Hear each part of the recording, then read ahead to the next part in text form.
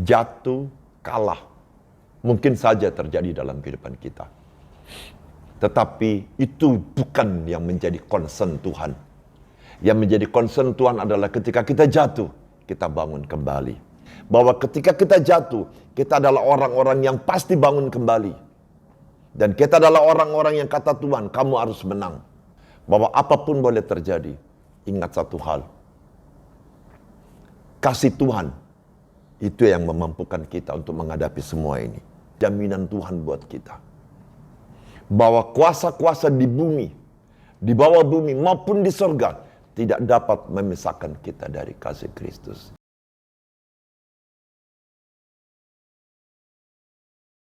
Shalom kekasih-kekasih Tuhan. Kita ketemu lagi dalam JW Podcast. Dan hari ini kita akan bahas tentang menjadi pemenang dalam kehidupan kita. Tapi sebelum itu, saya mengajak Bapak Ibu untuk menundukkan kepala. Kita berdoa. Tuhan, terima kasih. Kau Tuhan yang baik. Kau Tuhan yang sungguh mengasihi kami. Kau Tuhan yang sekali-kali tidak pernah meninggalkan kami. Kau Tuhan yang menetapkan kami untuk terus jadi pemenang dalam kehidupan kami. Tuhan, mari pimpin hamba-Mu. Dan biar kebenaran firman Tuhan yang ketika hamba-Mu beritakan, biar itu tidak akan kembali dengan sia-sia. Dan siapapun yang mendengarkan, mereka boleh mengalami janji-janji Tuhan dalam kehidupan mereka. Terima kasih. Segala puji hormat kemuliaan hanya bagi-Mu. Dalam nama Tuhan Yesus Kristus. Amin. Bapak Ibu, hari ini saya akan share tentang menjadi pemenang dalam hidup kita. Dalam kitab Wahyu 1 ayat 17 dikatakan demikian. Wahyu 1 ayat 11 katanya, apa yang engkau lihat, tuliskanlah di dalam sebuah kitab dan kirimkanlah kepada ketujuh jemaat ini. Ke Efesus, ke Smyrna, ke Pergamus, ke Tiatira, ke Sardis, ke Philadelphia, dan ke Laodikia. Dan bapak-bapak, ibu-ibu, ketika kita baca dalam kitab Wahyu 2 dan 3, itu adalah kitab dari surat-surat yang dikirim kepada jemaat-jemaat yang ada di Efesus, Smyrna, Pergamus, Tiatira, Sardis, Philadelphia, dan Laodikia. Tapi perhatikan Bapak Ibu, dalam kitab Wahyu 2-3, dalam surat-surat itu, kitab ini selalu diakhiri dengan kata barang siapa menang. Sebagai contoh, Wahyu 2 ayat 7b. Barang siapa menang, dia akan kuberi makan dari pohon kehidupan yang ada di taman Firdaus Allah. 7 surat. Dan ketujuhnya diakhiri dengan kata barang siapa menang. Jelas dalam surat-surat dan kebenaran firman Tuhan ini bahwa Allah menginginkan kita menjadi pemenang dalam hidup kita. Menjadi pertanyaan, apakah artinya kita tidak bisa jatuh? Mari kita bahas sama-sama Bapak Ibu. Dalam Amsal 24 ayat 16 firman Tuhan. Sebab 7 kali orang benar jatuh, namun ia bangun kembali. Tetapi orang fasik akan roboh dalam bencana. Saya ulangi Bapak Ibu. Amsal 24 ayat 16. Sebab 7 kali orang benar jatuh, namun ia bangun kembali. Tetapi orang fasik akan roboh dalam bencana. Mari kita lihat dan kita belajar dari seorang figur yang ada di perjanjian lama, yaitu Yusuf. Kita tahu Yusuf dalam Kejadian 37-39, bagaimana Yusuf itu menjadi anak yang disayang, anak yang sangat dijaga oleh papanya, menjadi anak kesayangan oleh papanya Yakub dibandingkan saudara-saudaranya yang lain. Karena ada perbedaan seperti itu, sehingga akhirnya saudara-saudaranya benci kepada Yusuf.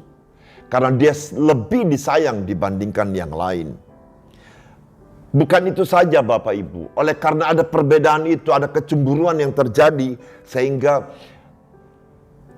mereka saudara-saudara Yusuf sangat membenci Yusuf.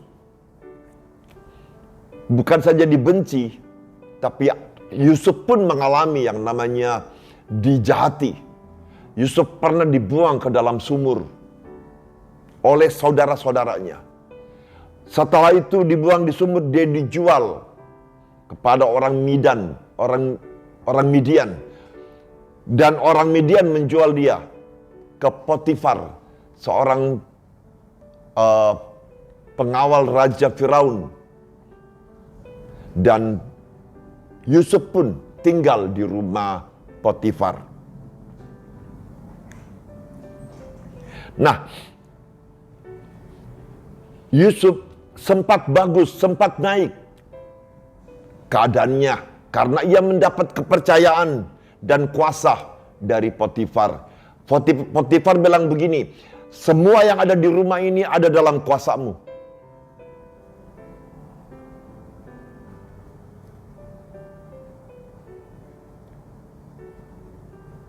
Bukan cuma itu kekasih-kekasih Tuhan. Dia juga diberikan kepercayaan. Tetapi dalam perkembangannya, apa yang terjadi, Yusuf digoda oleh Potifar. Dan ada suatu peristiwa ketika istri Potifar masuk ke ruangan, ke kamar daripada Yusuf. Dan hampir terjadi hal-hal yang dimana istri Potifar ingin tidur dengan Yusuf, tapi Yusuf tidak mau. Akhirnya dia lari, tapi karena dia lari tertinggal bajunya. Dan akhirnya itu menjadi dasar istri Potifar untuk melaporkan Yusuf. Dan akhirnya Potifar minta si Yusuf ditangkap dan dipenjarakan. Tapi bukan itu saja. Sekalipun dia jatuh, dia di penjara, dan di penjara dia tetap bersikap baik. Sampai dikatakan di firman Tuhan dikatakan begini, dia dipercaya oleh kepala penjara untuk mengurus penjara, mengurus tahanan-tahanan lain.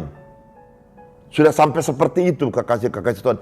Dalam Kejadian 39 ayat 23 dikatakan gini, dan kepala penjara tidak mencampuri segala yang dipercayakannya kepada Yusuf, karena Tuhan menyertai dia, dan apa yang dikerjakannya dibuat Tuhan berhasil.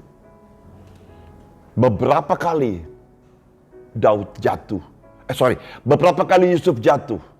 Beberapa kali dia dijahatin. Wajar jika Yusuf kecewa, wajar jika Yusuf dendam, wajar jika Yusuf sakit hati, baik kepada keluarganya, mungkin juga kepada Potifar atau ke istri Potifar. Manusiawi buat kita. Wajar ketika dia berkuasa nantinya untuk dia dendam dan membalas dendam. Tetapi kekasih-kekasih Tuhan, kita catat dalam kebenaran firman Tuhan. Ketika beberapa kali dia dijahatin dan jatuh, dia tetap bangun. Dia tetap melakukan segala sesuatu yang dipercayakannya dengan sungguh-sungguh. Dia tidak marah, dia tidak dendam. Dia juga tidak kecewa. Dia tidak pernah tinggal dengan kekecewaannya. Ada satu hal yang membuat yang kita belajar yang membuat Yusuf mampu sekalipun ia jatuh beberapa kali. Ini mungkin menjadi dasar sehingga Yusuf dapat melalui semua dengan baik. Kejadian 39 ayat 3 bilang begini Bapak Ibu. Kejadian 39 ayat 3, setelah dilihat oleh tuannya bahwa Yusuf disertai Tuhan dan bahwa Tuhan membuat berhasil segala sesuatu yang dikerjakannya. Kekasih-kekasih Tuhan, rupanya ini kunci daripada bagaimana Yusuf yang ketika beberapa kali dia dijahatin, beberapa kali dia jatuh, dan uniknya buat kita, ketika dia jatuh, dia selalu bangun kembali. Dan dia melakukan segala sesuatu yang dia hadapin, yang dia dipercayakan, dia lakukan dengan sungguh-sungguh.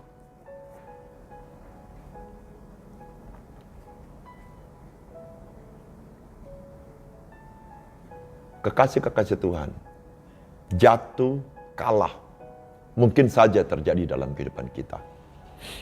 Tetapi itu bukan yang menjadi concern Tuhan. Yang menjadi concern Tuhan adalah ketika kita jatuh, kita bangun kembali. That's why Tuhan mau. Dan that's why dalam kitab Wahyu selalu dalam mengakhiri kitab daripada surat-surat, Tuhan bilang, barang siapa menang. Tuhan mau, mungkin dalam kehidupan kita terjadi, kita dijahatin orang, kita dibully, kita ditekan, atau mungkin kita tidak dihargai.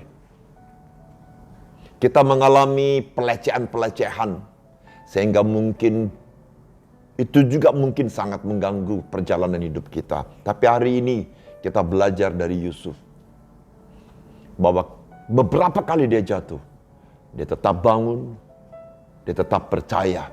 Satu hal yang menjadi concern saya, Bapak Ibu, dikatakan firman Tuhan, Tuhan menyertai Yusuf. Dan dikatakan firman Tuhan, apa yang dikerjakannya dibuat Tuhan berhasil. Betapa pentingnya kita melekat kepada Tuhan.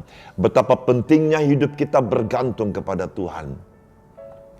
Sekalipun terjadi yang namanya kita dijahatin, it's okay. Dan Bapak Ibu, dikatakan di ayat Amsal 24, 7 kali orang benar jatuh. Artinya orang benar juga bisa jatuh. Orang yang dekat dengan Tuhan juga bisa jatuh. Tapi satu hal yang menjadi jaminan buat Tuhan, bahwa ketika kita jatuh, kita adalah orang-orang yang pasti bangun kembali. Dan kita adalah orang-orang yang kata Tuhan, kamu harus menang.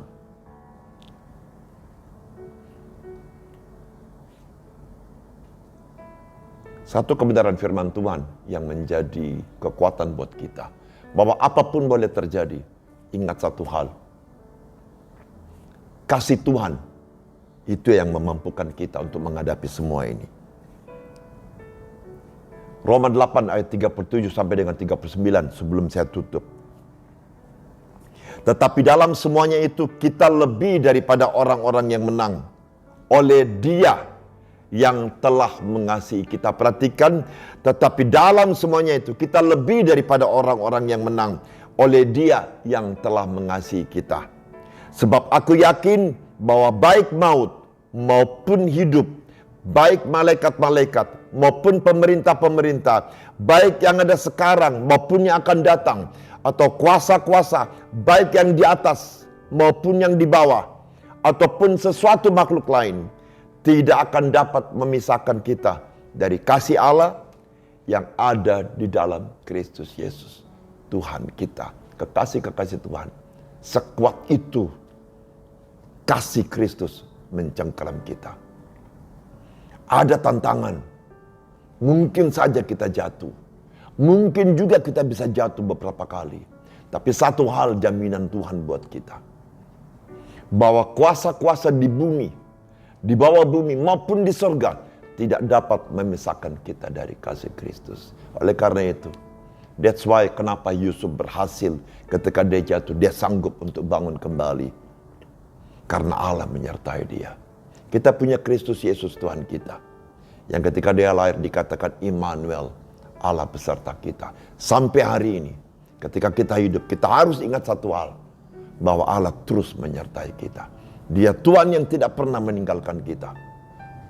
Bapak Ibu, sebelum saya tutup, saya mau berdoa buat Bapak Ibu.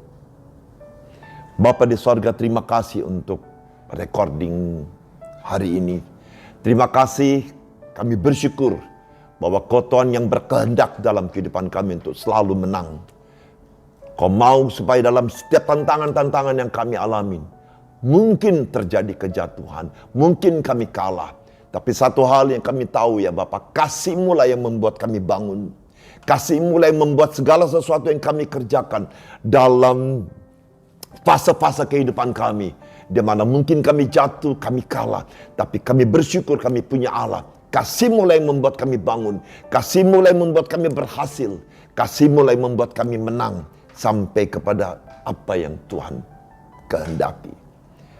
Berkati anak-anak-Mu, urapi mereka, dan biar perkataan kebenaran firman ini memberikan mereka kekuatan.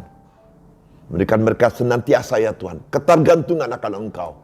Karena hidup yang kami hidupi adalah hidup karena Tuhan. Terima kasih, berkati mereka. Dalam nama Tuhan Yesus Kristus. Amin.